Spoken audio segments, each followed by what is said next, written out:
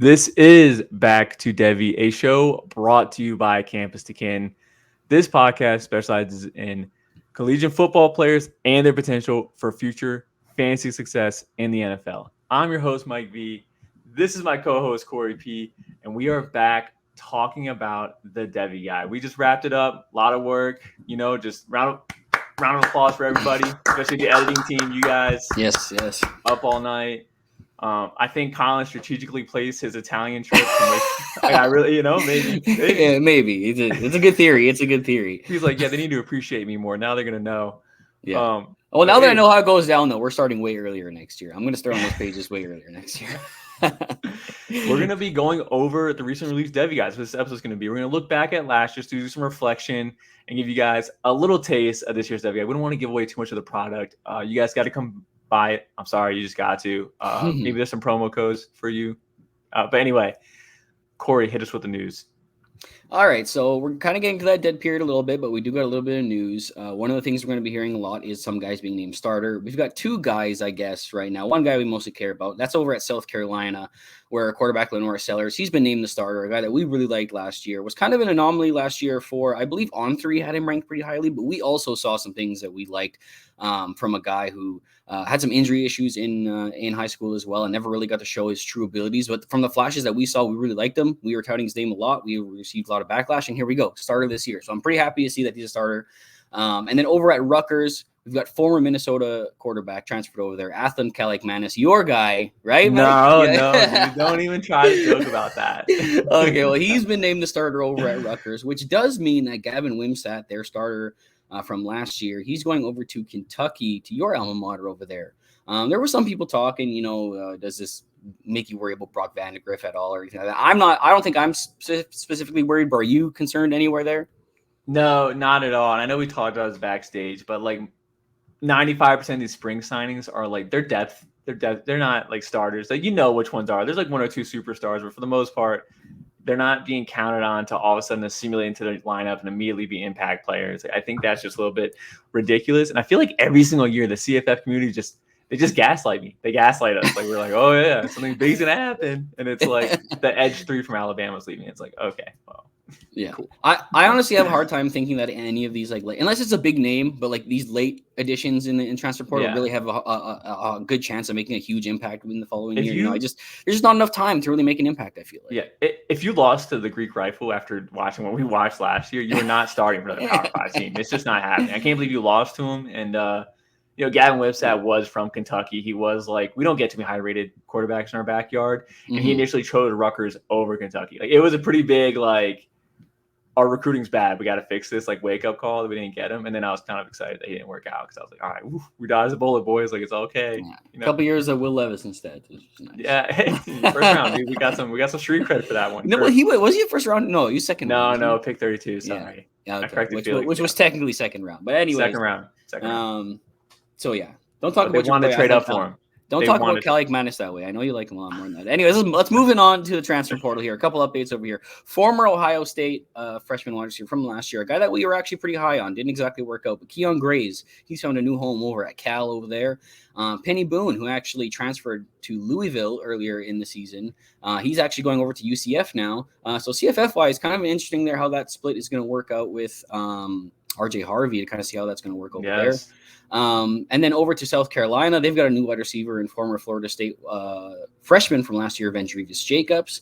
We've also got Samuel Brown, the leader from Houston's wide receiver corps last year. He's transferring over to Miami to add to what's looking like a little bit of a busy wide receiver corps now. I mean, there's no studs there, but I mean, when you're talking about, Jacoby George, you're talking about Josiah Trader making an impact. You're even talking about Nathaniel Joseph in the background there. You're talking about Xavier Strepo. Like it's starting to get a little bit busy over there. So interesting to see how that kind of all shakes up. And if this is going to affect like Josiah Trader getting on the field, but I don't think so. I think he's going to be fine. I think he'll get on there. Another interesting transfer from Colorado, their freshman running back from last year, Dylan Edwards, who kind of had like a nice season over there. I think some people got more excited about him than they should have in the beginning when he had those big games, but he's transferring over to Kansas State over here. Are you worried at all about our boy DJ Gins with him coming over? No, not at all. And even if it's like a 1A, 1B situation, which it really might be. Like I think Dylan Edwards will touch the field. I'm not sure he'll touch the field more than he did at Colorado, but I just think he's a lightning to like DJ Giddens' thunder, and I just don't really care about changing pace backs like that at all. Yeah, So I mean, Treshaun Ward still had a pretty good role last year as well. I could picture Dylan Edwards just filling in there for whatever Treshaun Ward was doing last year, and that's pretty much being it. They needed other guys there. I'm not worried about it at all. DJ Ginn's to the moon still for me. Another running back. This happened a while ago, but I think with all the NFL draft stuff, we didn't really talk about it. But Damian Martinez did find a home over at Miami with their running back woes. So it looks like he's going to potentially be a pretty big workhorse over there, depending on how fast Mark Fletcher can come back. But it doesn't seem like they're expecting him anytime soon. And then we also had Keandre Lambert-Smith from Penn State. He found a home over at Auburn. I guess my only concern over there is, does this affect? I don't think it's going to affect Cam Coleman. He seems like he's locked in the spot. But does it affect Perry Thompson, who isn't coming until the summer now? Now they're both going to be coming in. Keandre Lambert-Smith actually makes a nice wide receiver 2 type, with his speed and stuff. I don't think he's the number 1, but he's somebody who's a very complimentary player. I wonder if this might be the way that keeps Perry Thompson from that breakout that we kind of want this year. I actually totally forgot about that. I totally agree. I totally forgot. I didn't even think about that, honestly. Yeah. And I actually am now worried about Perry Thompson there. I don't think Cam Coleman's got a very specific skill set. He's a boundary guy, jump ball, like George Pickens all over again, kind of, or we hope at least. Yeah. And that's not what KLS's game is about. It's about speed. And I didn't really think about his affection on Perry Thompson. Yeah, it might be bad. But also, this pie is small. Like Peyton Thorne, I had him on my fantasy roster, and he had some good weeks. But I didn't realize he only threw for 1,800 yards until well deep into the offseason. And I was like, that's a really small pie to be a year 1-0 on. 100 yards off 1,800. That's what? That's a 20% dominator. I don't. They've had their quarterback issues over there as well too. But so I think that's going to be the biggest thing, is how much support can they actually give multiple options in this offense, so they can support multiple options in this offense. So that'll definitely be something to watch for the rest of the year. And then just one quick injury update: Ted McMillan, who got injured in the spring game. Some people have been wondering about that. Looks like he had a small procedure to fix whatever the problem was. He's expected to be full go for the fall. So that's great news. Expecting to be fully ready for the start of the season and making his way up those boards to potential top 10 draft pick next year. We'll see. I don't know how that's going to work out, but he's definitely one of the names up there. And we'll talk about it a little bit more when we talk about this Devy guy. If you guys want any more news, be sure to check out Nicholas Ian Allen on the Campus Canton YouTube page. He does a show Monday, Wednesdays, and Fridays covering all the news throughout the week. And be sure to head over to the website at campuscanton.com. You can become a member with one of our many subscription options, some of which include access to our draft guides. Speaking of which, it's draft season. We've got you covered over here with our supplemental freshman guide. That came out a while ago covering this year's freshman class. We've also got our rookie guide. That's our free gift to you if you have a membership, which is going to be getting an update to the rankings as well. I don't know if that already came out or it's going to come out. Colin's in Italy right now, so we're a little bit backed up on some of that stuff. When he comes back, we'll finish up some of that stuff. That's a $5 purchase if you're not a member. And then we have the Devy guide. And, we're going to get into that a little bit more here shortly, so I'm not going to go too far in. But that's also included with one of our higher-end memberships as well. You're also going to get our one-of-a-kind CFF projections, advanced metric tools, as well as the C2C winning edge. I think it's going to keep you up to date on all the school depth charts, returning production throughout the upcoming offseason, the transfer portal movement. It's one of the best cheat sheets for your upcoming drafts this offseason. So make sure you check out our family of podcasts and the YouTube channel to help guide you guys through the offseason. We also have a promo code, you guys, for Home Field Apparel. Thanks to Felix, we can no longer lie about wearing Home Field Apparel shirts because we're not recording. Although I really do have some, I do wear them. One came in a little bit small for me, so I had to hand it off to the wife. You know how that goes, you guys. Mm-hmm. They just take T-shirts. But promo code campus, the number 2 in Canton, for 15%. That's 15 off Home Field Apparel. And what is Home Field Apparel? They sell you vintage athletic, like sportswear for your favorite universities. So University of Kentucky, you can go ahead and buy the good old shirts about the good days when we actually had national championships in basketball. Hopefully they're probably not coming with Mark Pope, but hopefully they're coming back anyway. Just pick your favorite university. I owe Cory a T-shirt. I didn't forget Cory. I will be shopping sometime soon for you. But yeah, guys, Home Field Apparel, promo code campus, the number 2, and then Canton for 15% off your first purchase. Let's talk about this Devy guide. We are looking back at the 23 Devy guide, kind of doing a little bit of review, but we want to talk little tidbits about this year's Devy guide as well too. Now, the Devy guide includes the year 1-0 theory, we reference it tons of times, but it actually we break it down. We post the numbers in there. We even have charts showing the guys that are in the guide, just in the guide, and guys that actually are affected by the year 1-0. So there are a few zeros. It wouldn't be policy for me, but I also get why they got to get written there too. we have the My Guy pages about the authors, so get to know a little bit about the Devy team, which is expanding, which is kind of cool because I keep record of each of the Devy guides. And like year 1, 4 writers, year 2, 5 writers, year 3, we got like 7. So the sweatshop is growing. I don't know how he did it with 4 writers in the beginning. Dude, I don't even know. I think like I got really high off it my first time. Yeah, like, yeah, we went crazy the first couple of years. Yeah. But and there's a little more exciting. The Bijan, I write his ass any day. I write him up any day of the week. Anyway, what else am I missing there? We have the My Guy page. So each writer gets 2 My Guy tags total for the entire guide. And what those are is like, let's say Corey loves Elijah Badger, and I vote him as tier 6, and he's a tier 6 player. And Corey's like, that's some BS. I'm going to My Guy him up a tier to tier 5. That's where he belongs. The My Guy tag is... We try to use it as a shield, but it's used as a sword for our guys that we like. And a little bit more this year, I felt like, because I was actually pleasantly happy with a lot of the way the placement actually went this year. So I was like, you know what, I'm just going to throw my sword at somebody that I actually believe in, compared to like a lot of other people don't believe in. Because I was happy with the way a lot of the rankings came out this year. I was too. The advice initially was given was to My Guy you thought was 2 tiers too low. And I don't know if I ever felt that way about anybody. Like maybe like always a handful. I'm like, this guy's a little tier too high. This guy's a tier too low. But 2 tiers, like I didn't feel that way. And I usually like to My Guy deeper names anyway. So if they miss, it's like, you really didn't invest draft capital. Like you won't come at me mad. Like this is Mike's My Guy. And it's like, yeah, but he's tier 7. Like, don't worry about it, bro. It's tier 7. You don't need that. Yeah. You know, it's not, you don't have to invest in them. But that's the My Guy tag. This year too, the tight ends, this will be the only time we're talking about tight ends on the show, by the way. Anyway, the tight end tiers, we started at tier 3 this year. And now why we did that is because we didn't want anyone like drafting based off our Devy guide, like being like, all right, well, I'm gonna draft all the tier 1 players, I'm gonna draft all the tier 2 players. We kind of wanted like a value kind of base against all 3. And I don't know if we felt comfortable saying tier 1 wide receivers line up with the tier 1 running backs and tier 1 quarterbacks.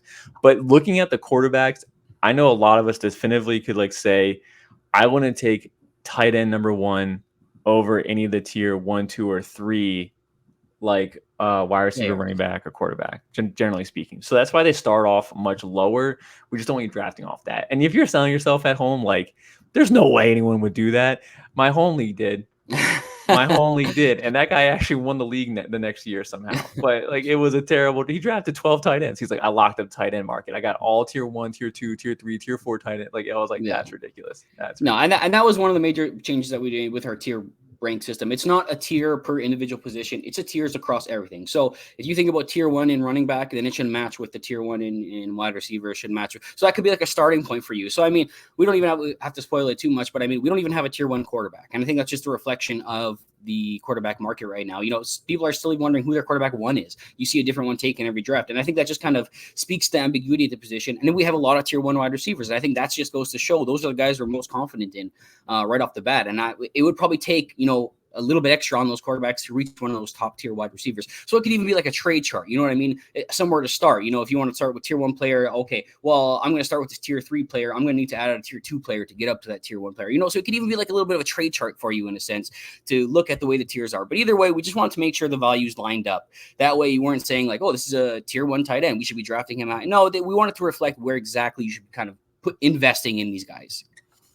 Yeah. And guys, just this Devy guide has a total of 254 profiles, 60 quarterbacks, 76 running backs, 94 wide receivers that I think started out at 78. And we just kept adding names. I hated it in a fun way. I hated it in a fun way.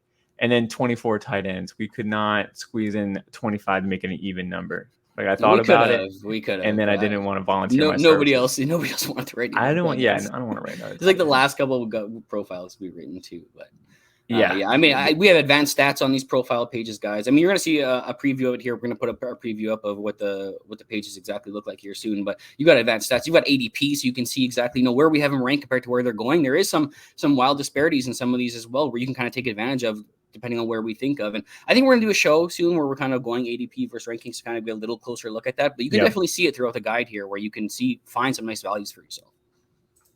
Yeah. You ready to get into the wide receiver section? Let's go by position group. You ready for that? Let's do it. I wanted to start off with reviewing last year, and kind of proud. Like we kind of like Marvin Harrison Jr. tier 0, like obviously, Mm-hmm. and I think that might have been our first ever tier 0 player. You just got to a guy of his caliber. But Worthy Yeah. and Neighbors were both tier 2 players, and me and you, the Back to Devy crew fought for Neighbors to be tier 1. I mean, we fought for him to be tier 1, and we just couldn't get him up there. And we didn't think he should go 2 tiers up, so I wasn't gonna my guy him to tier 1. Yeah. But man, we are vindicated. We Yeah. are so validated on this. Like it's. Yeah, he definitely had his fighters in between our group. But, I think I wrote up his profile, if I'm not mistaken, for the last 2 years too. And even last year's profile, I wrote that we should be treating him like a top 5 receiver in this draft. Like I know the upward trajectory that he had, growth from that freshman season to his sophomore season. Like he showed so much growth in the advanced statistics, in what you saw on the field, in his route running, in his versatility. That I was like, if he takes another jump forward the way he has this year, like we're gonna be talking about this guy is like the next like trendy modern wide receiver for the NFL. So I was really glad that we were like very high on him going into last year. And yeah, he probably should have been tier 1, but still tier 2, I'm taking that as a victory for us because I still think that's, this is a hard game to necessarily pinpoint where everybody's going to go. Project. But you got to project. And tier 2, I'm still pretty happy with him ending up there though. Yeah. And so tier 3 here, we had Tez Walker was in here. So he didn't work out. Definitely a projection here going up from Kent State to the Power 5 this year. Troy Franklin. We were probably too high on it. That's probably a learning experience a little bit with Tez. You think so? Like if you look back, because like a lot of time I look back and I'm like, I feel like we actually made a lot of good calls. Like overall. The weird thing is, he even had the first round hype with Daniel Jeremiah's first round mock coming out. He had it there, and then all of a sudden, it wasn't until the Senior Bowl. Yeah, that hand problem popped up, which is something that didn't really pop up on tape for him, which is something that's weird. Like maybe he's just a ball player. Like I don't. It's hard to say why that hand issue seemed to pop up throughout the offseason here and throughout the All-Star circuit, but it's just a weird thing for him. Yeah, or Drake Maye's just that good at getting the ball where it doesn't need to be a problem. Yeah, I don't know. Could be. So Troy Franklin fell in the draft. He's tier 3 for us here last year, but like from what I read, it wasn't about talent. I can't tell what those all field issues are if he has any or how his interviews went. Like I don't have access to that. I'm still and again, this is a good spot to even say tier 3 is still not a bad spot for Troy. I still like him a lot. No. I'm still taking him like towards like round 2, towards the back end of round 2, bottom half of round 2, and it's like this is not a projecting draft capital type show. That's not what we do. We're still projecting success, and sometimes draft capital doesn't exactly line up with success at the next level. The NFL teams make mistakes all the time on guys they take high. I still have a lot of faith in Troy Franklin, so tier 3, I'm still pretty happy with that too. Absolutely. And then like tier 4, we had the Washington duo of Rome and McMillan. I think that was when they were still expecting to be 1A, 1B, and it was like, well, yeah, we didn't expect Rome to go nuclear because McMillan was out, and what would have happened if they were both still healthy. I like this. This is fine, and I think. Yeah. Well, I gotta shout out Colin Decker too, because I'm pretty sure if you look at the tiers for last year, we were both, me and him were both like 1 and 2 were McMillan and Rome, and I think we had them switched. Either I was Rome 1 and he was McMillan 2, or he was McMillan. So we were like both the high guys on them, and then like some of you guys were fading. I'm not gonna call anybody else. It was you. It was you. You were. That was me, bro. I was fading. Yeah, there were, for sure. There were some people losing hope. I wasn't fading him as hard as other people were, but anyway, I know I had McMillan top 3, and then Rome was right behind him. Yeah. Anyway, it was you high on Rome and Colin was high on McMillan. Yeah, so same thing. But either way, that's a vindication for those Washington guys. Just happy to see they went where they went, especially McMillan. I mean, that's just vindication right there. Absolutely. And then the power, like the tier 5, A.D. Mitchell and Keon Coleman were here. I don't consider this a miss. Yeah, I still enjoy this. Keon had a bad year, and he got drafted off being like a prototypical. I don't really. There's so many. This draft class, I don't really enjoy drafting at all. Like I hate people ask me advice. I don't like navigating the late first, early second of your rookie drafts because there's just so many massive red flags for all these guys. Like some of these guys are gonna fall on their face. Like a lot of them will, and I'm sure like a few of them will come out on top, and we'll see how it happens. But I don't care they got first round draft capital. There's some serious risk into that. Maybe like next year, I'm like looking back, like all right, maybe I should have put someone higher. But probably Keon, honestly, out of all this. But I don't. Yeah, and it's just landing spot for Keon because I mean, if he went anywhere else, I'm pretty sure we'd hold a lot more. You have to give some love for landing spots, but you just got to do it. And then Jermaine Burton in tier 6 is kind of the other mention, and I ripped on you guys last week during our rookie night for doing that take lock a little bit too much, but I mean he's fine there. Tier 6 is fine. I just think he looked better than I expected when I actually looked at the film last year. Okay. I think he found something that suited him. I think he found something that suited him, which is like I said a lot, but like a more explosive Gabe Davis type role.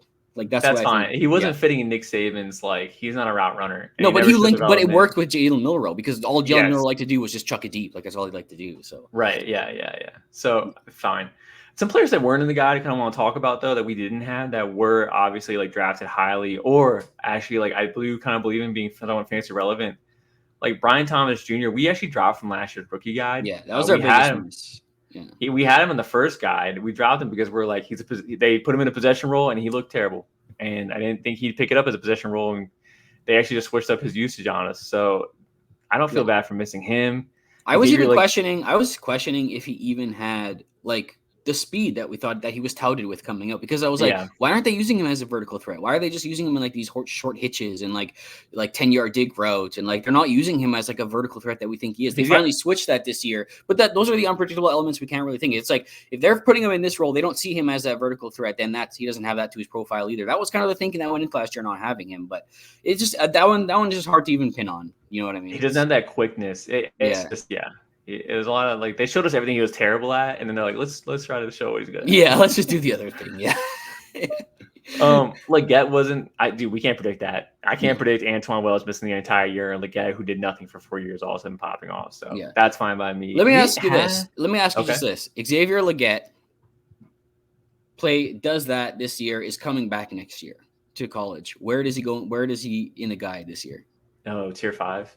That's what I was thinking. Kind of the same thing as like Keon and AD Mitchell, where they kind of have a lot of red flags to their profile, but there is something there. The production profile and athleticism are going to pop. Yeah. I think that's tier 5 as well, right? Yeah. Okay. And maybe even those guys should be tier 4 because we're saying they're actually going to get drafted. I feel like maybe those guys should be tier 4. Well, we've talked about it before. Tier 4 kind of feels like we feel like these players are all draftable. Tier 5 is like one and down is where it starts to get a little bit shakier. Like I consider them lower tier players too. Yeah. And I was gonna wait, but I told you to say it now. Like I did like a little breakdown for our team behind closed doors, posted it, but without player names. But out of let me see, the lower tiers, 39 total players did not come back to the tier, and only 2 of them made 2 out of all of them in like tier 5 plus made the jump to the upper tiers. Just 2. Yeah. And I think that was like that's good for us. I thought that was good because usually tier 6, tier 7 is like your very, very long shots, aka Mike's misfits, your long shots, and like players that we think other people will look for in the guide, but we don't believe in. So we write them up, and we're like, people are gonna look for. I can't even think of a name, like a Rondé Gaston, like a Frank Gore Jr., like something like that. Frank Gore Jr. was going for running back. Yeah, so that's what that is. I'm trying to think for wide receiver. Let me give one. Jordan Tyson. Yeah, last year. Yeah. Ra Thomas. Anyway. Yeah. A guy even like Mark Fletcher this year, who we actually we really don't believe in as a company, but we know he deserves a write-up, but like we really don't believe in him as a player, as a company. So he's in this guide because we think that he needs to be written-up. So you're gonna find players like that in there too. Yeah. So like that's what that is. And then going back to players that we missed on, Ricky Pearsall and Ladd, like I think they both probably. I don't know about Ladd. Ricky should have been written. I was thinking about this year when we initially made the list. I was thinking about all the like Power 5 teams, like mid Power 5 teams. We should write their wide receiver ones. You should, but he wasn't even that good. Like he was Anthony Richardson's number 1 wide receiver that year, if I'm not mistaken. And like he didn't. Yeah, and we weren't sure how Graham Mertz was going to come in. Yeah, but it was like 600 yards or something like that too. Yeah, 600-700.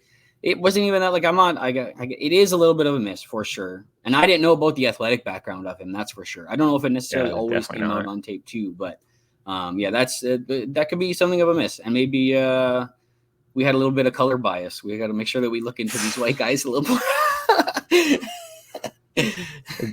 Yeah. And then like Ladd, like I don't know, dude was never healthy on and off. If Felix, I'm blaming Felix on this. If Felix is more involved, we would have written up Ladd.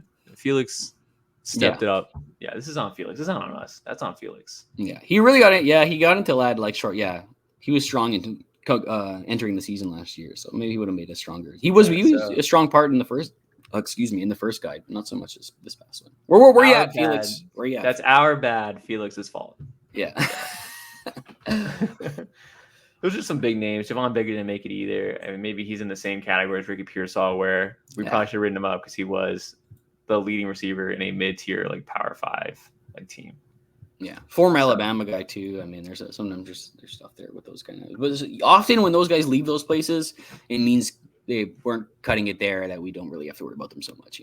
We've seen a lot of these guys. JoJo Earls, the Ja'Cory Brookses now are leaving, and like we're not super excited about those guys anymore. So that was kind no, of dude, I fought for them. It's also this year I was way more positive. I don't know. I think Corey, you read mine. I think you kind of read them as I put them up, because sometimes you be DMing me like, you need to fix this paragraph. It reads terrible. Yeah, some of them sometimes. But like last year, I like rushed to claim all the guys I hate because I was like, we're not pumping up this garbage, bro. And then I wrote up like Corey Brooks and JoJo Earl. And if you look at the guide, they're like tier 4 last year. Yeah, like I'm writing them like they're tier 8 players, which we don't have tier 8s. Like it's so. But again, I was right in the end, so I feel kind of validated. But this year, I did not do that. I was way more positive. I just focused on my boys. I ignored everybody I hated. I'm not going to read their page because I don't want to get triggered. Real sensitive. You know how these fancy guys are. Like if someone hates a guy that you love, you gotta tell them. Yeah. But I was very positive this year. Are you ready to give them a sneak peek at one of our pages this year? Let's do it. Why don't we bring up let's just bring up our wide receiver 1 right off the bat here, Mr. Evan Stewart, going over to Oregon. And you wrote up this profile. Brief thoughts looking at his profile, because I think there's legitimate question out there about having him as our wide receiver 1. And I will say that I think actually in our tiers the lowest on him. So I guess I have a little more questions about some other guys are ranking him, because a lot of our team had him as number 1, which is why he ended up here at number 1. But I mean, there's something, there's injury concerns. He's only really flashed a little bit. I mean, even when you look at some of the numbers, like contested catch rate the past 2 years, only 33%. And it's like, when I looked at him, I thought that number would be better because he makes such wow catches at the catch point with ball skills, where it's like, now I'm kind of wondering, does he fail in more of them than I even realized if I not look closely enough? Like, I just think he's weak at the catch point. Like he just gets bodied easily. Like that's just not his game. So then what are we describing here? Like, should we be more worried about him as our tier 1, as our number 1 wide receiver? No, because he's a pure separator. I think he's like what today's NFL is. Like he's a separator, and he's got some good ball skills too. It's just like if it's like a big physical corner that's guarding him, like probably not going to win that one out. Definitely needs some more refinement in that area, and he can. But he's also got a skinny frame too, so that's like it's a little bit of an uphill journey for him to get better at that skill set. But no, he fits today's NFL. He's a route runner, and I know that he got injured. I don't think he deserves the injury tag just yet, but even all those questions you kind of gave out wasn't based on like skill. It was more like, oh, I can't really stay healthy and whatever. So, and we talk about projecting all the time. So I think me and you both super believe in the skill. We just want to see the production profile come together, even for one season. Like that's all it needs to be. Yeah. And Oregon runs like a real easy, simple system. Like he's tied to a good quarterback. His only competition is Tez Johnson, who Austin's been chirping about. Like we'll see how that works out. But like I think it's pretty easy. Like this is a pretty easy one for me. I think Evan Stewart's what you want in today's NFL. Yeah, and I think that there is more shades of like, I mean, I was just trying to be on the other side of the coin here, but I do actually like him quite a bit. Like I do think I see shades of Garrett Wilson there. With the way he moves and stuff. And if you remember Garrett Wilson in his freshman season, it was just a lot of ball skill stuff. It was just like these phenomenal catches. He wasn't a high volume guy. He wasn't like a crazy route runner. And that was kind of like the early thing I saw with Evan Stewart, but you saw the movement skills. You knew that the potential was there with the more refinement he got. I'll admit that the injury did worry me because I feel like that kind of hampered his development, whereas Garrett Wilson just continued his trajectory all the way up. This kind of puts a hamper in it. But now you're going to Oregon. It's going to be a very, very friendly offense for the wide receivers. I have no doubt as long as he stays healthy, he'll be back in those top lists. Like people are talking about Dane Brugler's mock that just came out recently. Evan Stewart wasn't in it within that like first round, or I don't even know how far he went in the mock. I didn't actually check it out, but I know that he wasn't actually listed in the mock at all because everybody told me about it. And I just think that if he stays healthy this year, there's no doubt in my mind he'll be in there next year or by the next time it comes out. I was a DM Dane. He's got to buy this guy. He needs to get a little more educated. But speaking to the context Corey just added, like I throw that into the profiles too. Like the final paragraph, you guys want to pause YouTube and zoom in and stuff like that. Like the final paragraph, I give context. Like he was vocal about how bad the medical staff was Texas A&M. Like that was one of the reasons why he left. Like he didn't appreciate that type of stuff. And Trey Henderson was vocal too for his as well. But obviously he stayed. But so I think at least health, like Stewart is very much aware that health is an issue for him, or at least was an issue. So like that's a main focus for him, was to get healthy.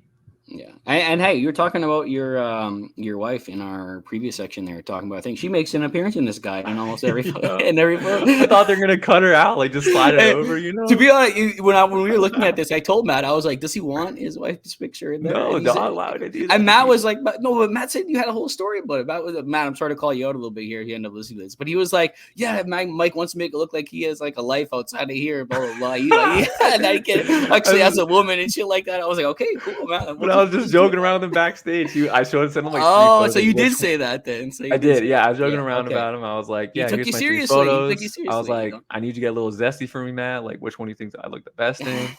And he like was neutral on it. And then I was like, all right, well, put the one with me outside because I want people to know that I touch grass. I'm not just like an inside like lock and shut in. But I didn't know that he was like, yeah, I'm gonna put his whole wife in there out there. Like, That's okay. That's okay. We had to alter some of the man. pictures. There were some that were just so close up. But it's a very unique program that had to fit in the circle perfectly. So there were some alterations we couldn't make, but yeah, it came out the way it ended up coming up. But you came away pretty happy with this. You were good with the Evan Stewart profile. Yeah, I wrote like I don't typically usually enjoy writing the upper tier players. You know, Yeah. like it's me and Corey just got killed talking about rookies the last couple months. Like I'm so done talking Marvin Harrison Yeah. and stuff. Like so I like we're talking about Evan Stewart today. Probably won't be talking about Evan Stewart too much the rest of the year because I'm getting mentally ready to talk about him nonstop, like starting January. Yeah. So I usually actually stay away from writing the upper tier guys, which is very noticeable in prior guys. Like I wrote a ton of tier 7, tier 6, and tier 5 profiles like last year. Yeah, and I think I also like because we had some new guys this year. I tend to leave because I feel like sometimes the more elite profiles are a little bit easier to write sometimes. So it's like I kind of leave like some of our newer writers the top ones. So it's like I find myself writing a lot of deeper name guys sometimes too. So I feel like that's just the way it goes.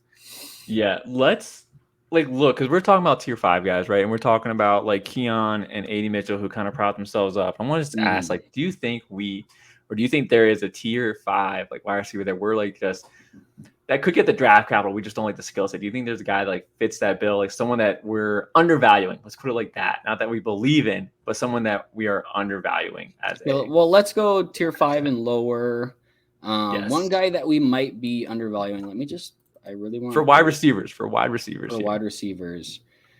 I think one guy that could have a big year this year that we aren't as high on, that Deion Burks over from Oklahoma. If you watch the spring game, dude, that's a good one. He looks like he's going to be a very big part of that offense. And I actually wrote his profile, and if you read like his profile, there's a couple things in there where I don't think that he plays like a bigger receiver in a smaller body, because like sometimes I don't feel like I see all the separation there that I want to see. Like it was almost like Marvin Mims-ish. That was some of the things that we talked about Marvin Mims watching him at Oklahoma back in the day, was that there wasn't as much separation there as you expected for somebody that was supposed to have his kind of speed profile, and someone who was supposed to be able to get separation like the way he does. And I didn't really see that with Deion Burks as much as I wanted to. But he came here, looked very good in the spring game. Looks like he's going to be the number one option. He's already like that Dean Brugler mock we just talked about. He was mocked in the first round after his spring game as well there. So it looks like NFL's already in on him. So he seems like a guy that I think could potentially climb after a big season here at Oklahoma. That was what I was first looking at. So I had to pivot. I'm going with a guy that I was never high on. So I guess I'm part. Actually, no, I ranked him the highest. Or second, third highest. Okay, never mind. Sorry. Okay.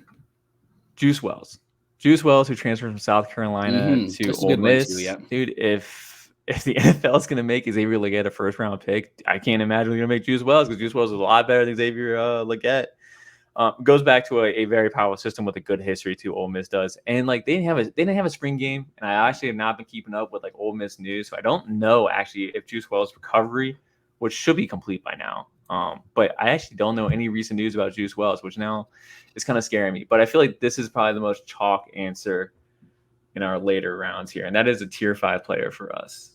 Yeah, a guy that could climb. And I mean, even if we go like that, I think that's a good one as well, especially a guy who's kind of got the injury discount a little bit because we didn't really see him last year. But he was high. Like I remember entering last year, he was like one of the highest NIL evaluations of players that were out there. Like, because On3 does those NIL evaluations. Yeah, he was like one of the top ones or whatever. Like college was loving him, NFL was loving his potential. Like, and good size, he's got a good build.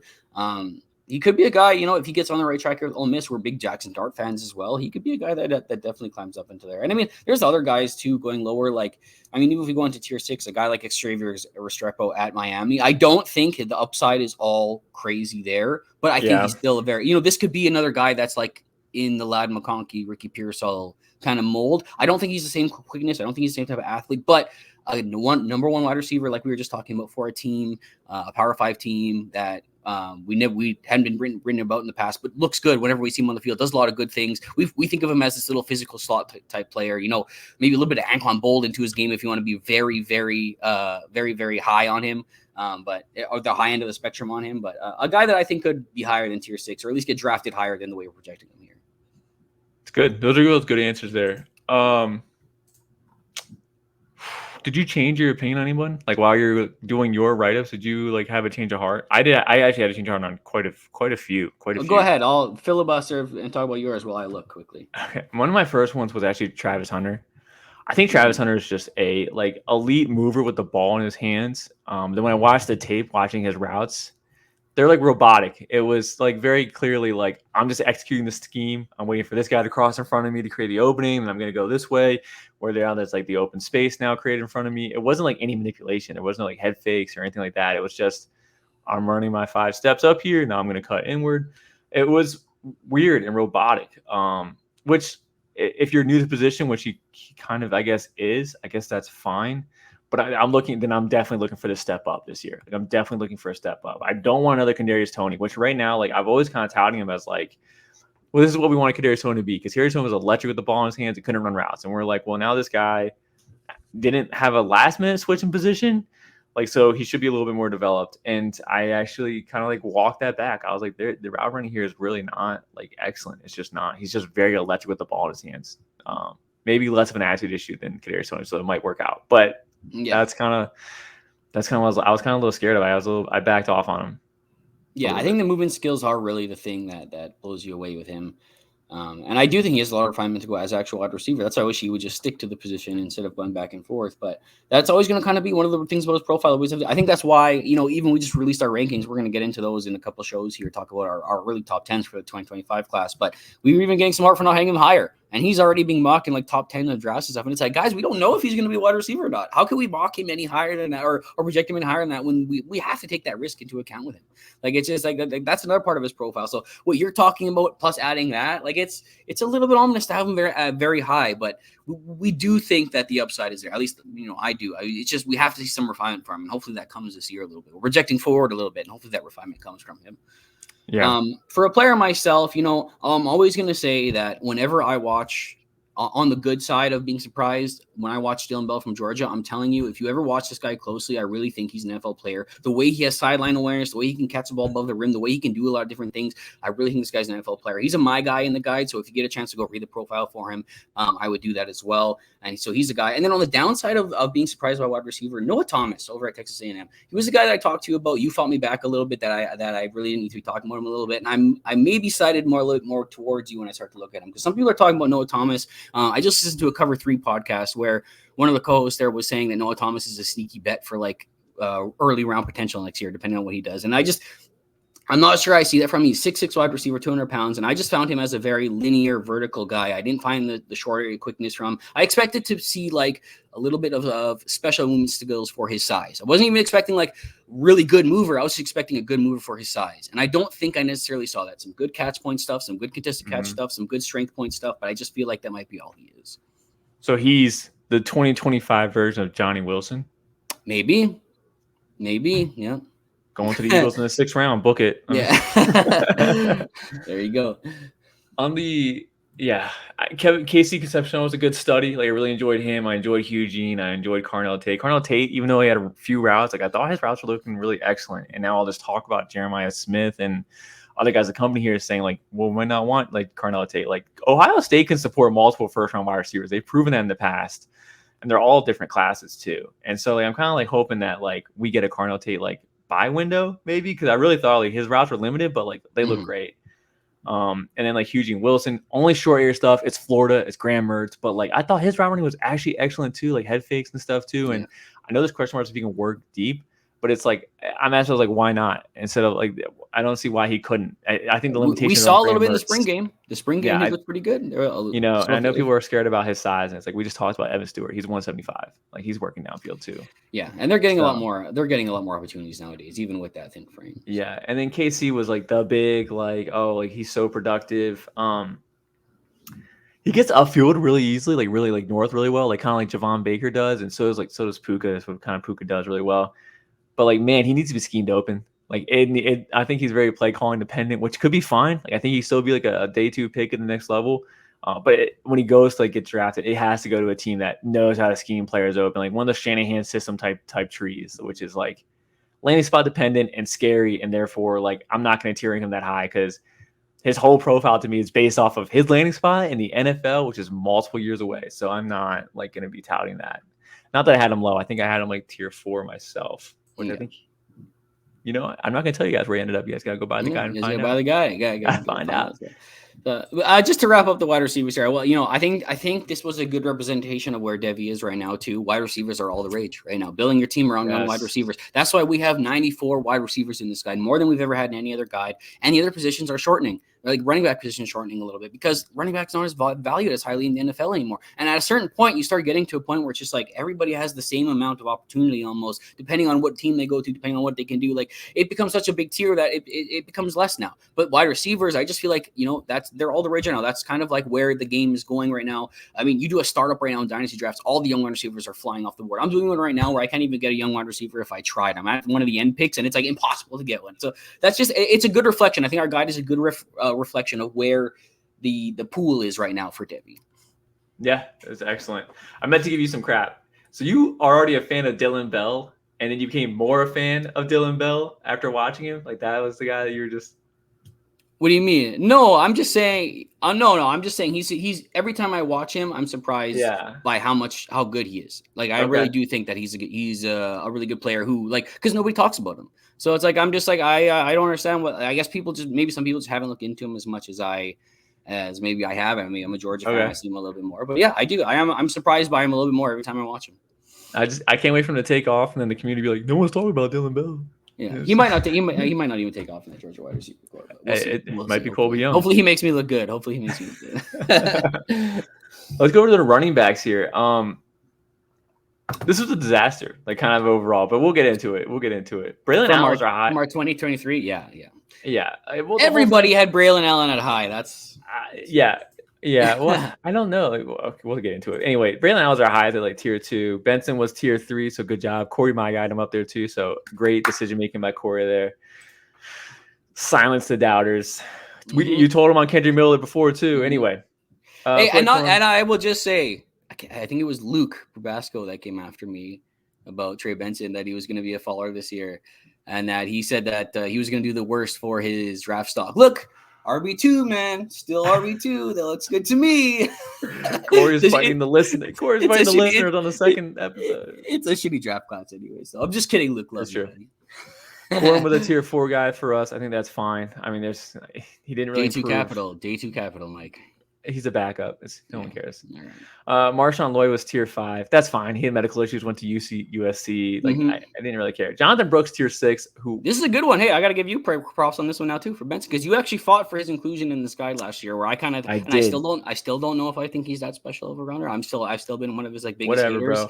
But if you look at the bottom, I'm gonna cut you off here. If you look at the bottom of this page, and I have last year's guide, our last year's episode, and at the bottom we did a Misfits episode for me. Jonathan Brooks is on this list. He is. Jonathan Brooks is on this list. Only running back I was touting. Every once in a while, you get one right. Yep. Spread your net wide enough, you'll catch one. We don't talk about the misses, we only talk about the hits. That's what matters in the game. But no, he was good. And even in his tier, we had Bucky Irving in his tier. We had Ray Davis in his tier, which, I mean, these guys all got a decent draft capital this year. I think they're both around 4 guys. I mean, it just goes to show that we weren't even that big on this class, and this class isn't really looked at that special either. I mean, I still think people are overvaluing Jonathan Brooks, but that's a rookie conversation. We're not here to talk about that. Yep, and then estimated tier 7, which again, 5th round power back going to the Broncos. It's fine. It's whatever. Yeah.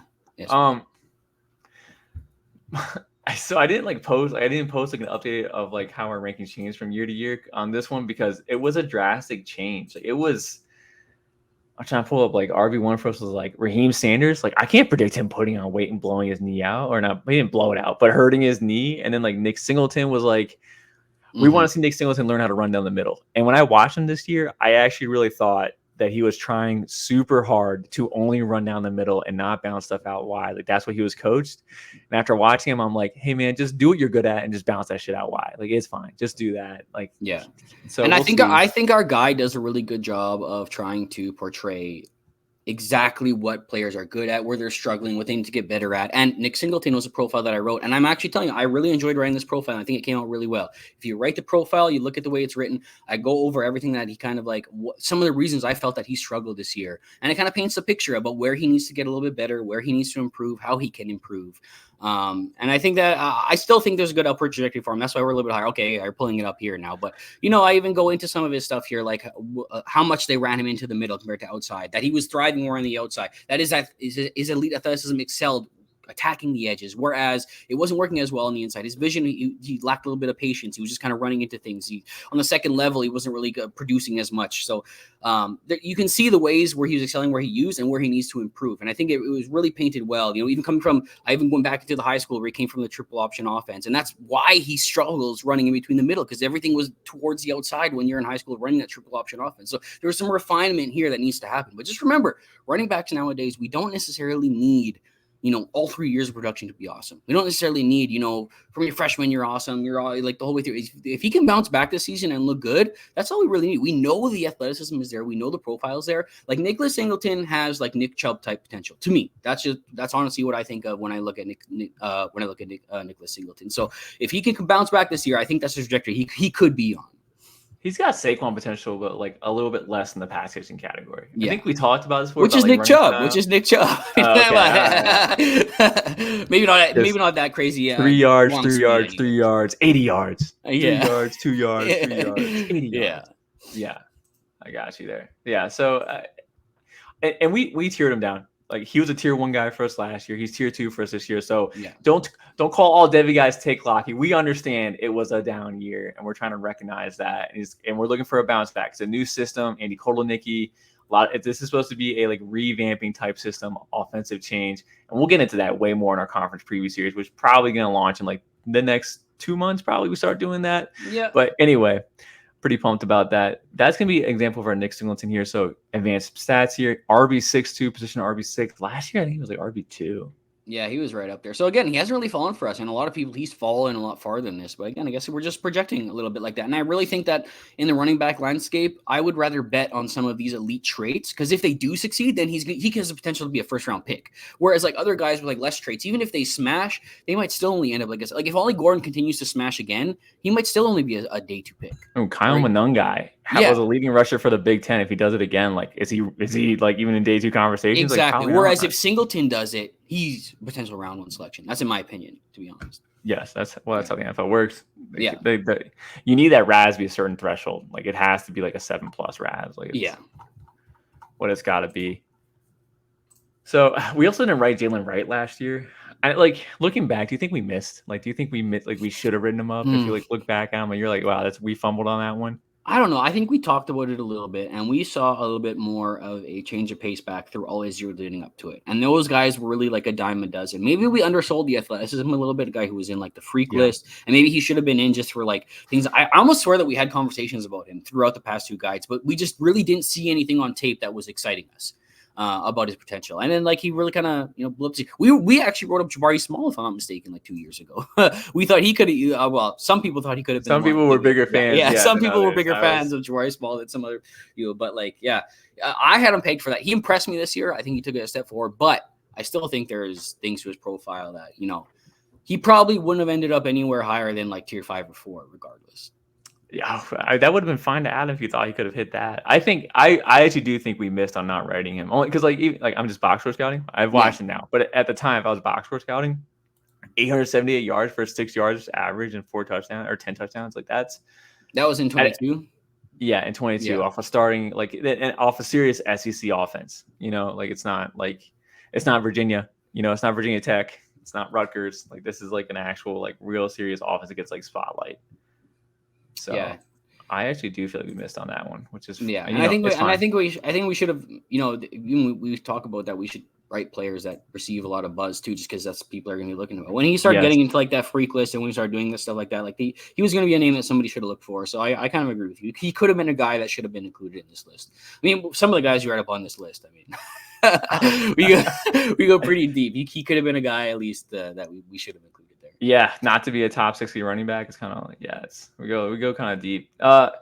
Just to go over some more guys at the top of our list. Branson Robinson blew out his knee. I can't predict that. Like patella tendon, I can't predict that. And then it was like Jam Miller wasn't used. We thought he was going to be used. Roderick Robinson was like kind of started a little bit, got hurt. Donovan Edwards going legally blind. Didn't see that one happening. Yeah. Chase McClellan was always a like projection. Hats off. I'm gonna say this, and I'm not throwing shade. I swear to God, I'm not throwing shade. I really enjoy looking at mine and Corey's rankings in the Devy Guide compared to Campus Life. We're co-hosts. There's gonna be some hive mindedness. We're gonna be a little bit influential on each other. It's gonna happen. But I love seeing the guys that like Corey and me are like lock and step on, and then like guys that Austin and Colin are lock and step on, and it's just like, damn, they really love Chase McClellan. They had to have fought him to be tier 2. And me and Corey must have been guys that were like, no, he's tier 4 at best. And then we ended up tier 3. And I think it's funny. And just on the flip side, just to be fair, me and Corey were very high on CJ Donaldson, who was in tier 4. Me and Corey had him the top side of tier 4. Oof. And then on the opposite end, Austin and Colin were like, dude, he's doo-doo. He's at the bottom tier 4. So they probably wanted to be tier 5 or later. And we were probably trying to find to be tier 4, tier 3. I feel like we do this thing with them where they hold on a little bit longer to those guys that we like at the beginning or whatever. And like maybe we show a little bit too much faith in the new guys, whereas like they kind of are resistant to the new guys a little bit. Yeah, but we just talked about athletic profiles too. I mean, I don't know. Like Chase had a great athletic profile coming out of high school. He did. And then I'm just ready to give up on those profiles. Once like year 3 hits, I gotta see on the field. I can't be no longer like he's got it in him. He's got it in him. Like he had some injury issues too, though. So I mean, it's whatever. He's got to showcase that. No, I get it. So looking at our guide this year, though. Okay. If you were to, because we're talking about some of these lower players that fell out, some of the ones that came in. Let's do the same thing we did for wide receivers. Tier 5 and lower. If you had to pick one guy that could hop up into the upper tiers, who's it going to be for you in this year's guide? Am I allowed to pick a freshman, or is that just cheating? It's kind of cheating, but it's okay. I'll allow you to do it. No, I don't want to be a homer, so that's my hint on what my freshman is. Okay. So I'm going to be a homer on non-freshman. I'm going to train him the very first name in tier 5. I'm just cheesing it here. I'm not like a big believer in Chip, like straight up. I'm just not. But Kentucky power backs always have like 1,000+ all-purpose yards. They always get drafted like day 3. Chip is supposed to be a very good athlete. He's switched over from linebacker to running back, just snip, snap, like just back and forth. And like, so I could see him getting the production this year, SEC spotlight, and he can get drafted and maybe be usable in the NFL, like kind of how Ray Davis was too. So that's a hard one because I feel like we did pretty good on running backs this year. There is a handful of guys that will be productive, and we know they're going to be productive, but we know, and then production's going to come. Like but like the athletics aren't there. Like there's quite a few of those guys in our lower tiers. Yeah, I think one of those guys for me would probably be like, he ended up in our tier 6, and I almost my guide him, but I'm going to tell you, Colin, the way he wrote up his profile, you didn't like him very much. So I didn't want to put my guy on that profile. But Parker Jenkins over at Houston, I really do like the profile. I know it was only one big game against like Sam Houston as well. It wasn't much, but he had other moments. Again, against Texas Tech, he did fairly well as well. And he's a guy who has like a decent profile. He's like 200 pounds. He's 5'9", 5'10", if I remember correctly.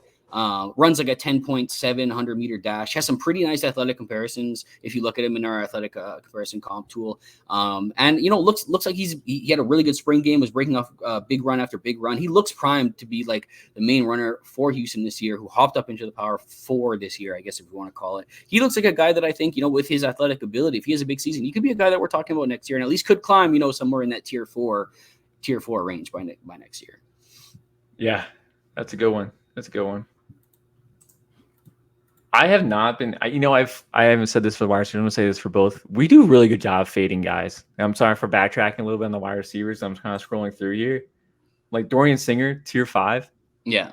Good call. Like that, we didn't draft any of that Dorian Singer. So good call. Like Aronde Gadsden, who got hurt. So I feel like it might be kind of bad to like victory lap getting a guy an injury.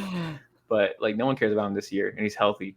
No one cares about him this year and he's healthy. So Like good call on that too. I just think we kind of fade correctly too. Kevin Coleman, great fade. Lorenzo Styles, who was switching positions, I think at the time, so that's a little bit. Yeah, that's a little bit of an easy fade. You're giving us too much credit for ones like that. Aaron Anderson at tier 7, we never cared about him. Andre Gearing, tier 7, never thought he was going to make it back. Anyway, we did a good job fading people too. Yeah.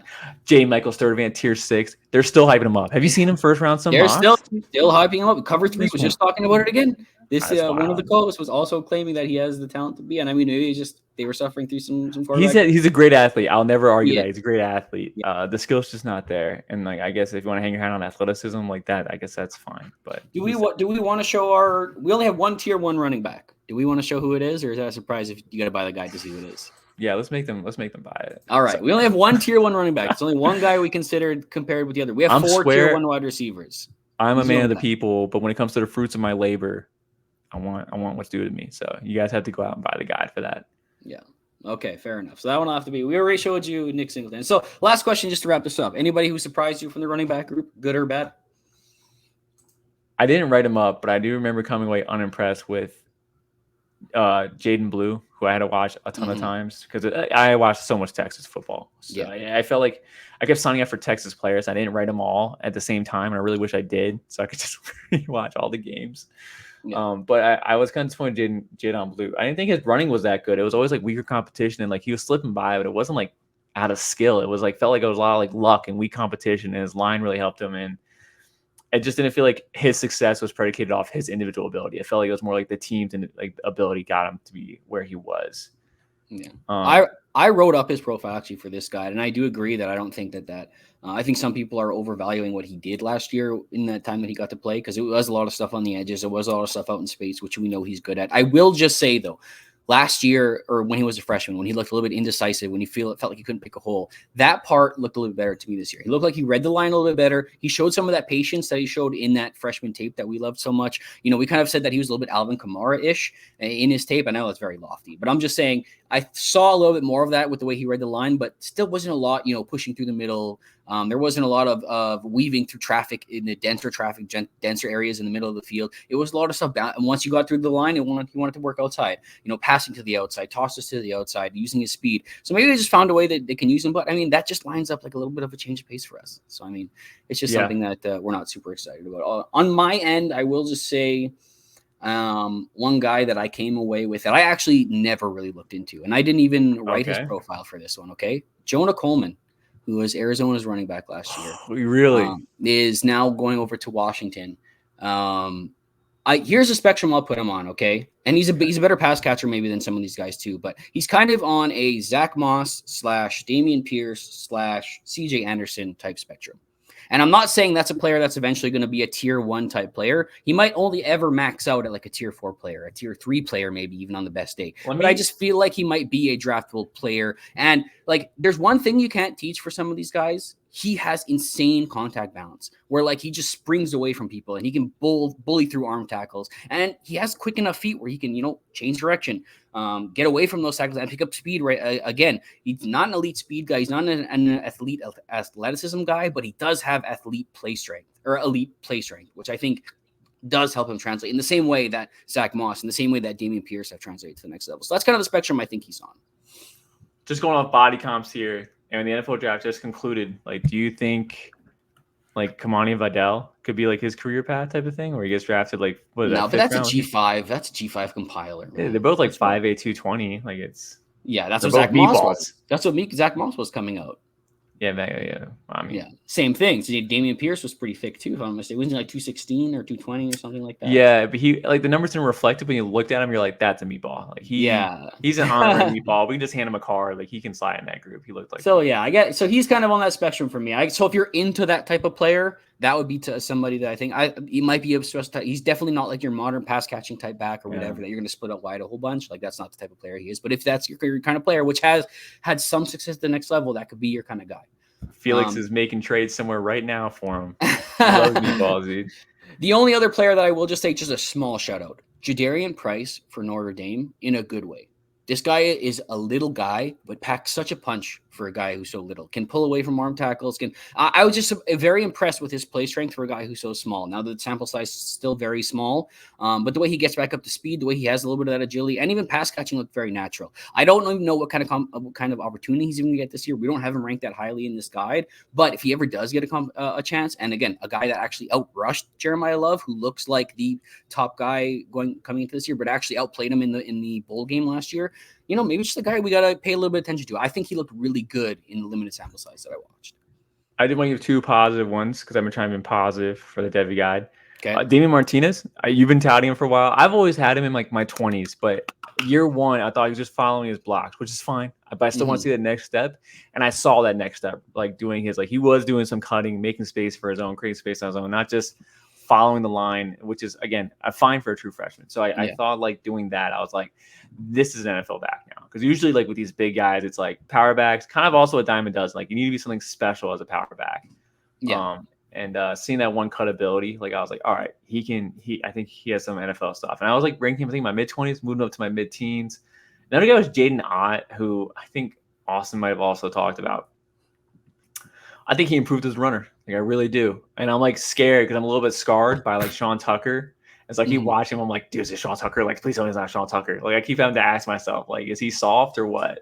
And his size isn't getting bigger either. Like he's 6'200". So now I'm like, these guys, I'm like, are they change of pace or are they the like special hybrid, like the Austin Eckler, the Gibbs, like the guys that will be successful off of limited, limited snap count. Like they can be successful off limited snap count. So like I keep having to ask myself that because I don't know if he has that power down like skill set. I'm still looking for it. I don't think he's bad at it. Like, he's not bad at it. Certainly not his calling card. So I think maybe if he doesn't develop it, it's more about like what an NFL team thinks. Like I'm watching him today. I'm like, I don't think he falls below like the 4th round. Like doesn't fall like below the 4th round. Yeah.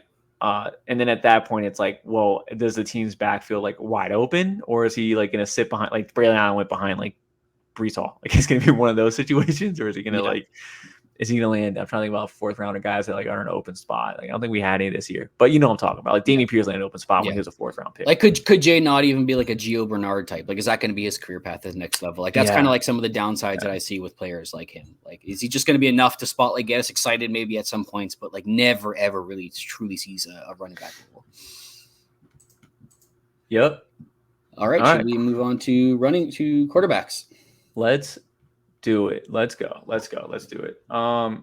We nailed it. I really feel like we nailed it. I don't care about the tiers. I think we nailed this evaluation. I care so much about like I want to create good content for our listeners and for the company that pays its money to do content, but I also care about how our results are. Like I want us to be one of the better ones in the industry because in the end of the day, people are paying for our content not just to consume it, but like because they want to make their leagues better and their teams better.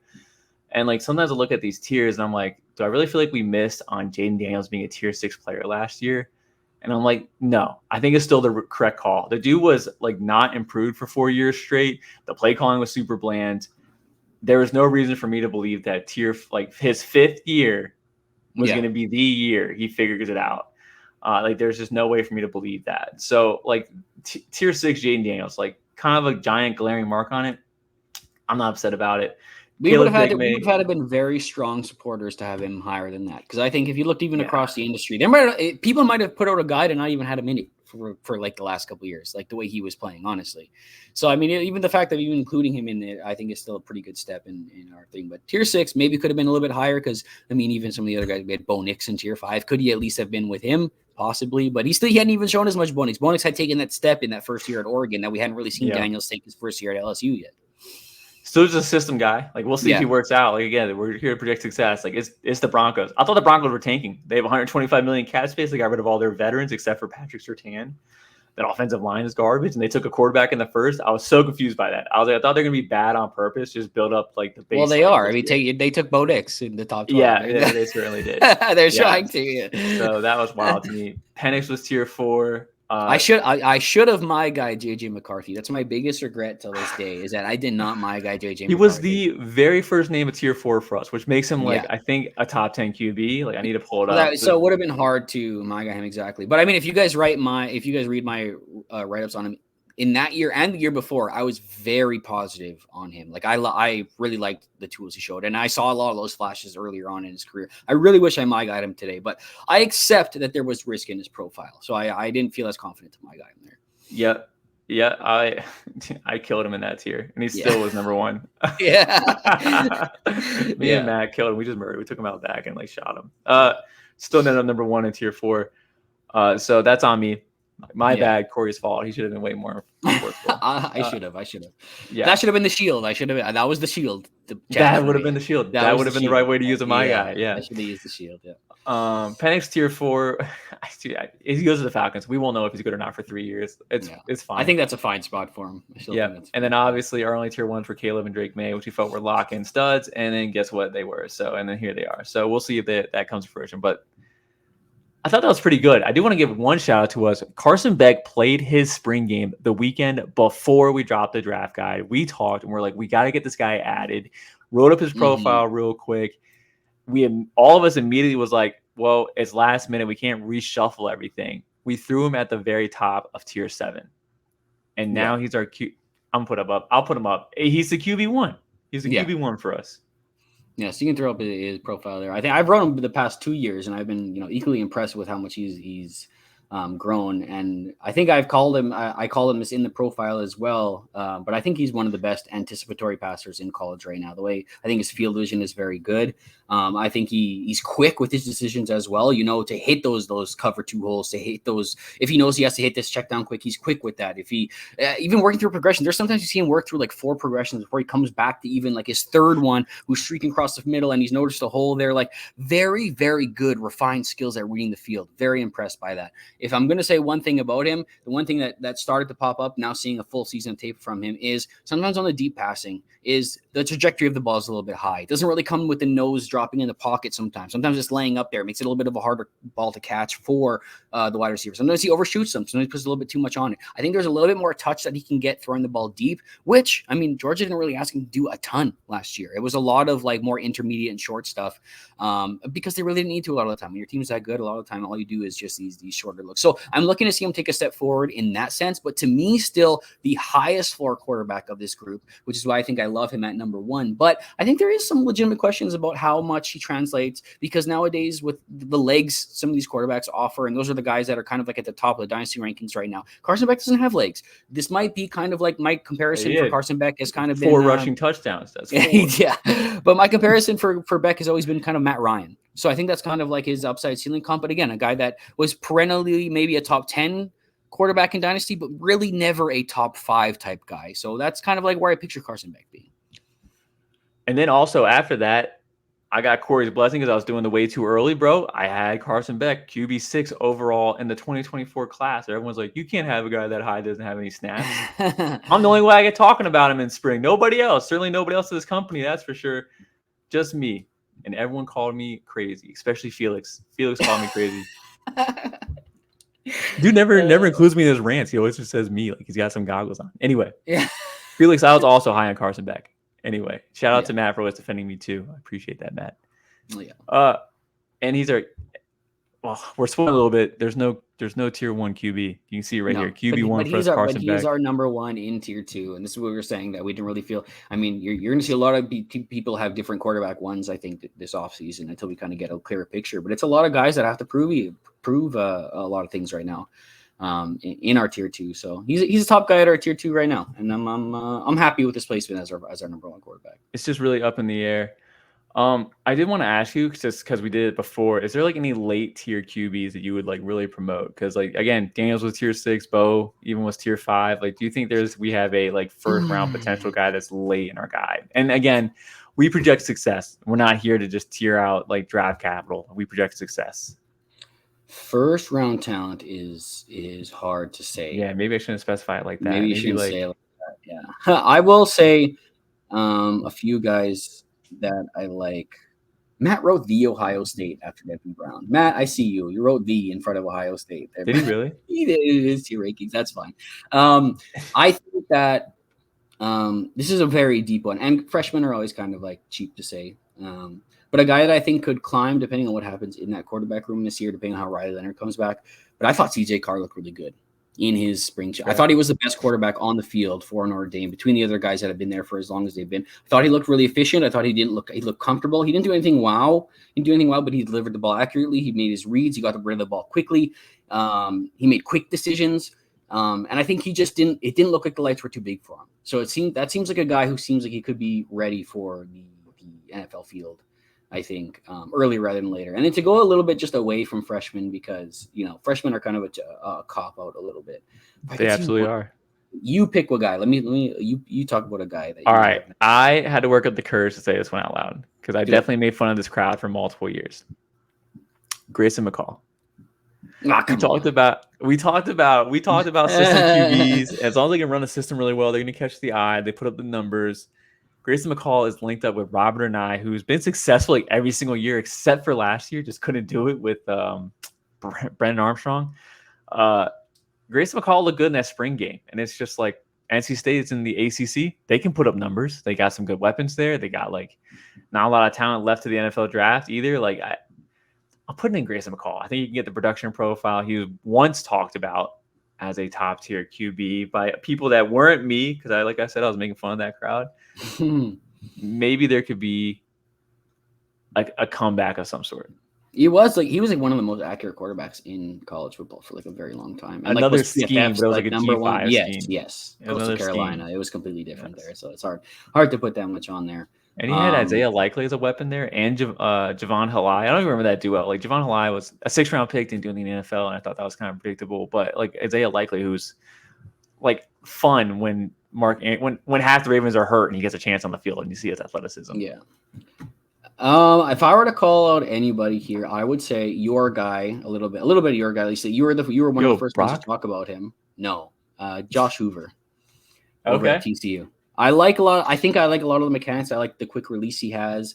I like his tendency to not be afraid to push the ball, even though he does make a lot of mistakes because he tends to push the ball a little bit too much.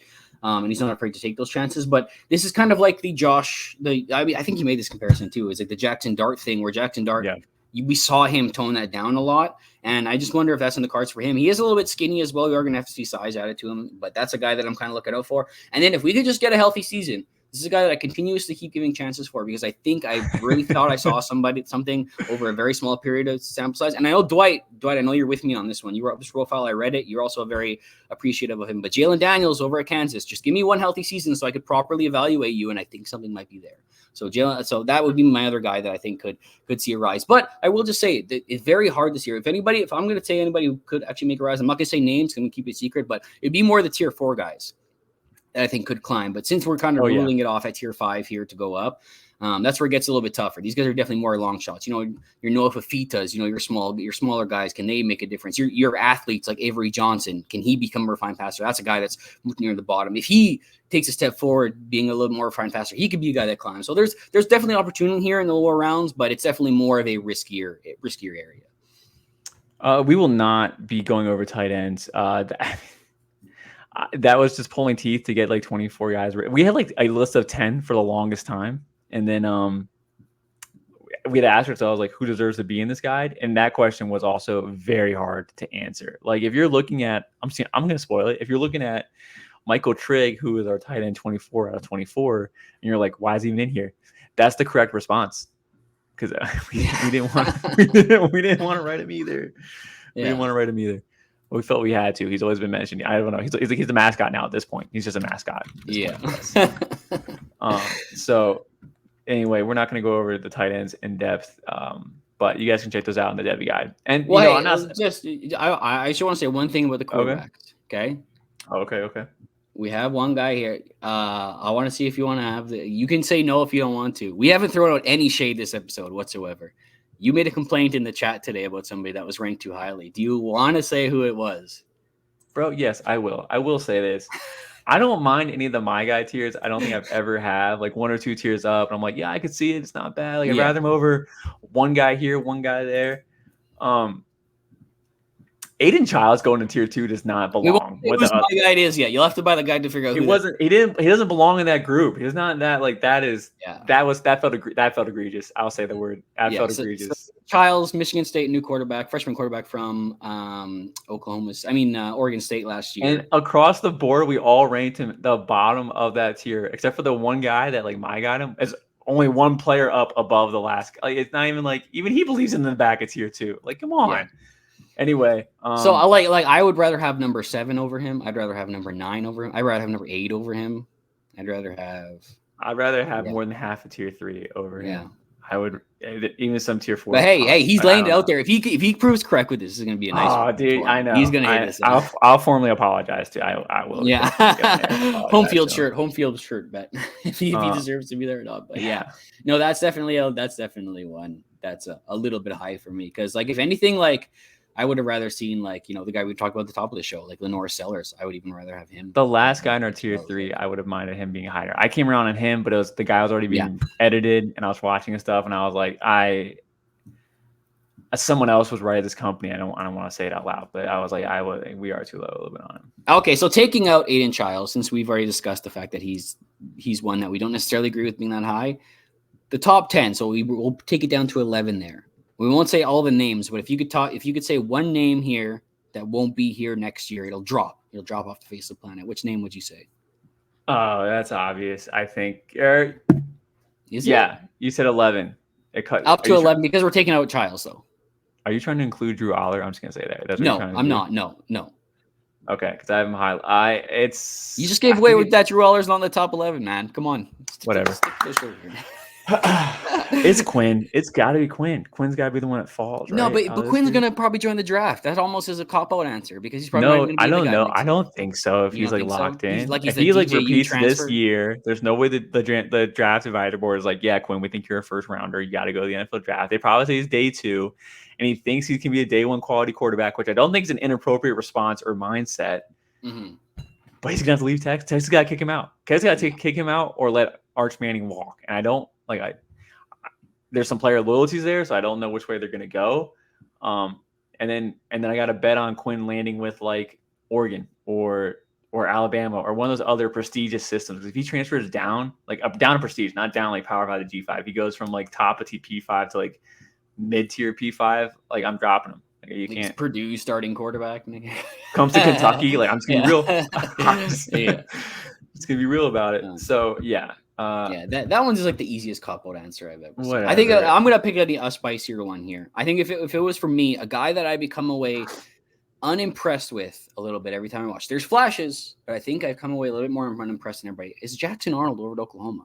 Even watching his spring game this year, I felt like he was holding on to the ball for like some of those passes he was throwing at Dion Burks. He's holding on to the ball forever. If that was in an actual in-game setting, he would have been tagged. He wants to see the guy get open. There's plenty of opportunities where he can throw an anticipatory target where like he has the DB turned around. He has the anticipatory throw where he's got the open pocket, but he waits for the guy to get a couple more steps open and hit. I just don't know how that's going to work necessarily.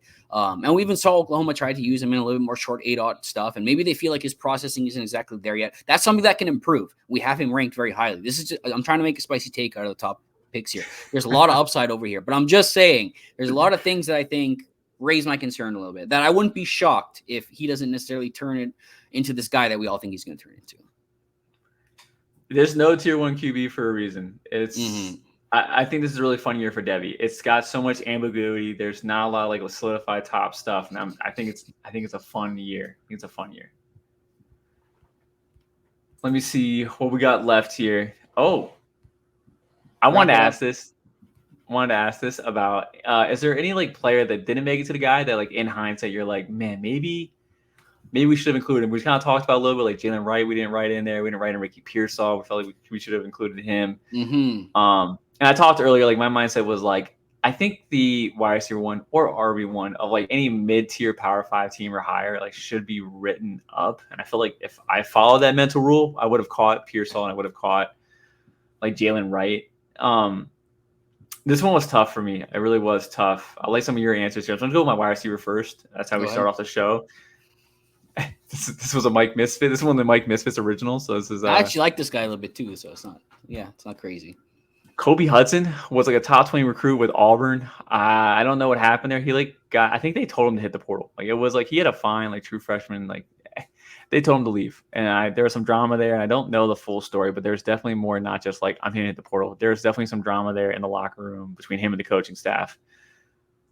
He's the number one now for UCF. UCF, Gus Malzahn always like finds the way to like get his guys be productive. I think he should be the number one there. I think he had a bad spring. I think I remember that being the report, and the spring game was not encouraging, but he like has random blow up games, and he also disappears at times too. But the pedigree is there. I think I remember watching his true freshman tape and thought like the route running's not bad. Like he's got it if you want to just get more consistent at it. And I don't think he ever got consistent at it. But I threw in Kobe Hudson. Could be number one here for UCF. Could be productive. Could be a day 3 wide receiver. Do you just want to go through your guys? Or you want to go back and forth here? Let's go back and forth. Yeah, okay. All right. I'll stick with the wide receiver position. I had 2 guys here that I thought that we didn't write up that could be included. One is a former Penn State wide receiver that is now going over to Auburn that we mentioned at the top of the show. That's Keandre Lambert-Smith.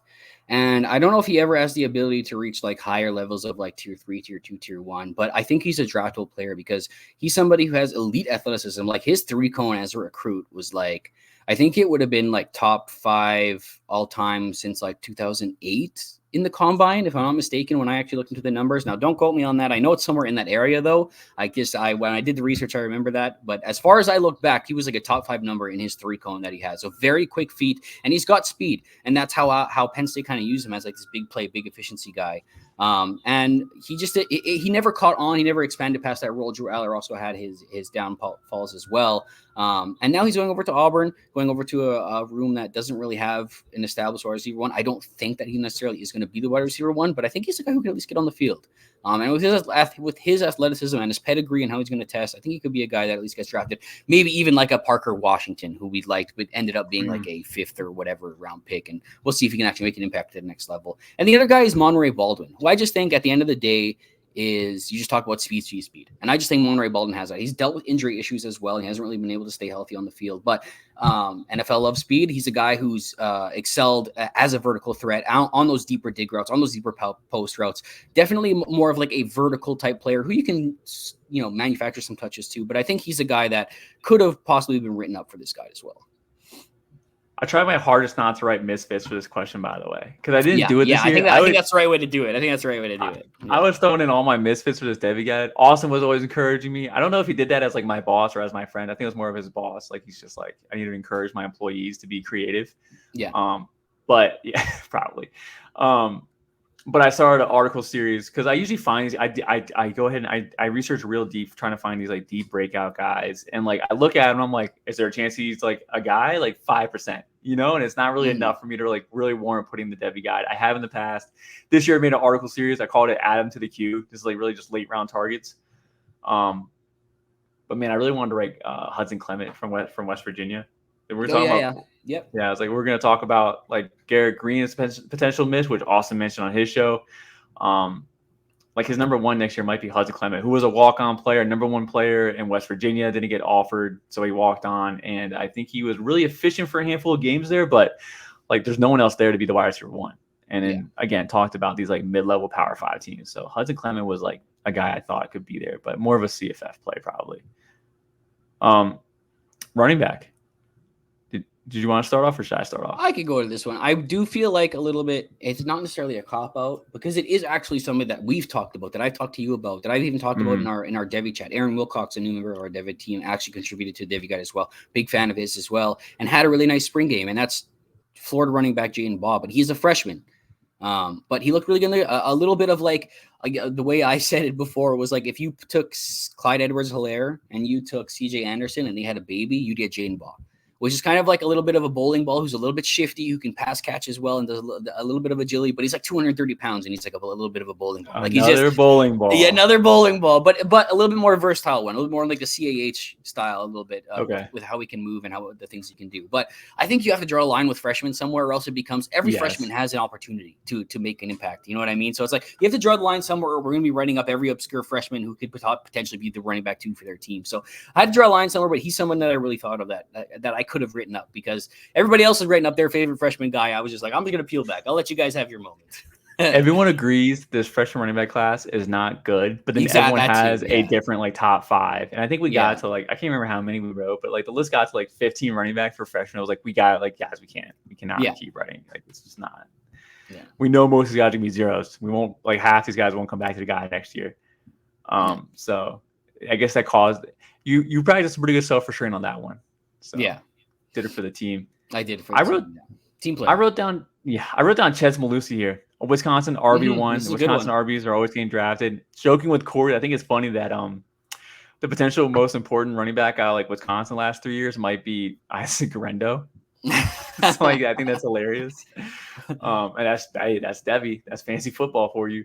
But anyway, Chez Malusi is now in line to start as the lead back. He was kind of like hot last year. He was definitely taking carries away from Braylon Allen, and Braylon's gone now. So it should be all Chez. Chez get the first reps here. Obviously, they split last year, but again, he was kind of electric to start off. So if he can just stay healthy and take off again, he could be another day 3 pick for running back. And we didn't put in Chez Malusi. So. Yeah, and I believe, if I'm not mistaken, when Colin came on with you a couple weeks ago, he was a deep sleeper for him, wasn't he? Didn't he talk about Chez Malusi? I think Colin is a Chez Malusi fan. Yeah. He likes to hang on to them. Colin. So for like 6 years or whatever. So. I was never a Chez Malusi fan, but I couldn't ignore his start to this year. Yeah, he fit better in that system in some ways than Braylon Allen did. Yeah, he did. For some, like a little bit more of a better get off the ball sometimes for Chez Malusi, who I think actually has some pretty good athletic background, if I'm not mistaken, but I can't really remember right now, so maybe don't quote me on that. But yeah, I never dug into him. Yeah, I never dug into him. Yeah. Which is why he wasn't in the guide. I probably should have dug into him. Yeah. I'm gonna start off with my quarterback one. I like both of our quarterback ones. I like yours a lot more than mine. Yours is a really answer. Mm-hmm. I thoroughly watched Cal quarterback walk on Fernando Mendoza, and I remember getting the slack, and I was like, "This dude is ass." And like Nate was like, "Hey, be respectful. He's a walk-on player. Like, what do you expect?" And I was like, "All right, well, respectfully, given the circumstances, he was still kind of bad." Anyway. There was some nice stuff he did, but I'm talking about the nice stuff he did was like 5 to 10% of his game. And then there was like another 90% of just knuckleheaded stuff. But I love the size. He clearly has mobility. He just needs to actually adjust. He's a walk-on quarterback. I think he was a 2 or 3 star, something super low local kid that walked on. And he played like for half the games for Cal. And I'm not keeping up with their news. I feel like I should now that I started this whole segment. But like maybe he starts again this year. We see a step forward. Like it's an upside bet. Man, I couldn't validate writing him for the guide because, like I said, I watched him in detail, and I couldn't even validate writing him in that article series I was talking about earlier about like deep stashes. Like he just looks so bad. I really want to believe he's so bad, but I'm just basing off of vibes, and I'm like, I just can't justify it. I can't justify it. But Fernando Mendoza was like, if I was allowed to write one guy that was just a certified bomb, I would have put him. I would have wrote. I don't know. All vibes. I like him. I have no supporting evidence to really like talk more about him like that. It's so funny because we have this guy in the dashboard Slack that Brandon Lejeune runs by the name of Luigi Zidone. You should follow. He's a very interesting guy. Give him a follow on Twitter. Has very interesting takes. But one of his big things is he just values a lot of traits. He's big Mendoza guy, huge Mendoza guy. Really? Yeah, he's just like I just feel the traits there. He's just very likable. So again, same thing, vibes. He's like a vibes guy. So it's like two guys that are kind of seeing it the same way too. So yeah, I was like, I'll watch the bowl game. Like defenses don't really play seriously in the bowl. Most of the defenses are out anyway because everyone's just there's no reason to play in a bowl. And he didn't even look good in the bowl. Yeah, I was like, dude, it's just. I'm gonna go look at his stats again just to remind myself how bad he was. Yeah, definitely a little bit of a deep cut there. Not a guy that I've really looked into as well either, but.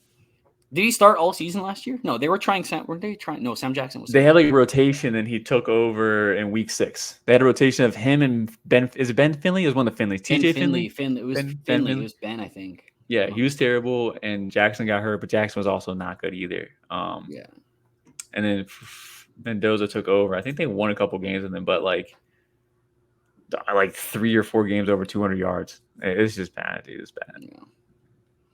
Okay, I'll go over to my quarterback here. My honorable mention at quarterback is a guy that I've been watching, but because of his up and down nature at Stanford, which is where I'm going to go here for my quarterback, in Ashton Daniels here, he had a little bit of up and down nature, and they kept introducing. Why am I forgetting his name now? It was Jason Bean. Is that the other guy, or is that the Kansas guy? That's the Kansas guy. Who's the other guy that was running with? Ashton Daniels there? I can't remember, but regardless, this guy was more of like they had some wheels under him, had a little bit of a big arm too, but they were rotating these two guys back and forth for a lot of the time. But every time that they would actually give Ashton Daniels the chance to just start the game and be the guy, looked really good. Colorado throws for almost 400 yards, 4 touchdowns, 0 interceptions. Follows it up, throwing for almost 300 yards and another touchdown. Follows that up, throwing up for 400 yards and a touchdown against Washington. Then they go back to like this mixed thing at Washington State, and Ashton Daniels dealt with his own injuries as well, where he was kind of in and out of the lineup. So they had an excuse to go to the other guy a little bit more as well. But again, it seems like they're lining up for him to finally commit to him to be the starter this year, and I'm kind of excited to see what he can do. He's 6'2", 215 pounds. He has a pretty good arm from what I saw. Snappy release, can make plays on the move as well, which is what I like. Kept his eyes downfield, wasn't always looking to run, but also has a little bit of mobility to him as well. I know they liked using the other guy, but he also was a little bit of mobile as well. So he has that in his repertoire. I just think there's something here that I want to keep an eye on going forward. And, especially as an Omander fan, seeing him kind of connect, this is where he really connected, was every time Ashton Daniels was in the game. So that connection could grow strong with Ashton Daniels really being the guy that they're committing to as a starter going into next season. So just a guy that I really want to watch and could have been into this guide here for me, but just missed the cut. The other guy was Lamson. It was Justin Lamson. Yes. And Corey, to give us more credit, in our conference preview series, we called out Ashton Daniels as a starter. I did, but I'm giving you credit for that. But anyway, at least I did the research for him. Ashton Daniels played at the same high school that the current head coach for Stanford. Do you remember his name? The guy from the FCS from Cal. He came from not Cal Poly. He came from it's Green, Sacramento. You remember the coach's name? No, I can't. Oh, dude, it's missing me. But he's an outstanding FCS coach. But he used to coach at the high school that Daniels came from years before Daniel came back to watch a game, watch Daniels, and even did a little post-game interview for a local paper saying how good he was. And then they're like, oh, are you going to offer Daniels? And he's just like, well, Daniels is a 3-star quarterback. He's too good to go to an FCS school. Like, there's no reason for me to offer him. He'll go somewhere better. Yeah. And then obviously he gets him he goes to Stanford, and that's where Daniels went. So like, it was like, there's a high school connection here. He watched him play. Like, this has the inside track, not Lamson. So yeah, I was pretty tight about that. I was pretty excited about that. They just didn't seem to. I think it was the injury a little bit as well, which kept him off the field a little bit and gave him excuses to keep going to Lamson. But he also did have some up and down play, so that's going to have to get cleaned up going forward. But it seemed all the reports seem like he's going to be the guy going forward. They're really committing to him, so I'm excited to see what a full year could do for him. Could be a guy that's included at least next year. Good call. If you guys didn't like these answers, I got to promote this again. Colin Decker, this is like a part-time Colin Decker show. Colin Decker writes an article every single year. I think this is 1 or 2 articles a year that he writes, where he writes players that we missed in the Devy guide. And last year highlighted some good players. I know he highlighted like Michael Pratt, who we definitely missed out on writing Michael Pratt. Last year's episode, I think I talked about Nia Smith we missed on. I think that was also an article. But anyway, it's a good article with some really good names that's like gets me a little annoyed because I'm like, whoa, Colin, if you were a little bit more involved earlier on, we would have called all these names. But it's an excellent article post Devy guide. I don't want to rush him. So now I think the plate people will look for it. It's not going live anytime soon, guys. He's in Italy. Give him some time. Yeah. But yeah, it's a great article that Colin does. Corey, anything else to say about the Devy guide? Do you want to go over the pricing? Yeah, it's 250 player profiles, advanced stats, tiers, rankings, ADP, year 1 zero theory. It's got everything you need to attack your Devy drafts this year. And really, I honestly think these profiles will give you what you need to feel like you really know a player just by reading the profile. This thing's a $20 purchase if you just want to buy it outright, available on campuscan.com. But if you are with one of our subscription options, some of our subscription options include you get access to one guide. If you haven't gotten yours yet, you can get this one for free as well. Some of our subscription options include access to all the guides, so you also get it free there as well. Otherwise, you're going to have to do the one-time $20 purchase. But I'm telling you, it's worth every dollar for that $20 one purchase. Look like the smartest guys in your draft this year by getting the 2024 Campus Can Devy Guide. Guys, look, that wraps it up from Corey and from Mike. You guys have a great Wednesday.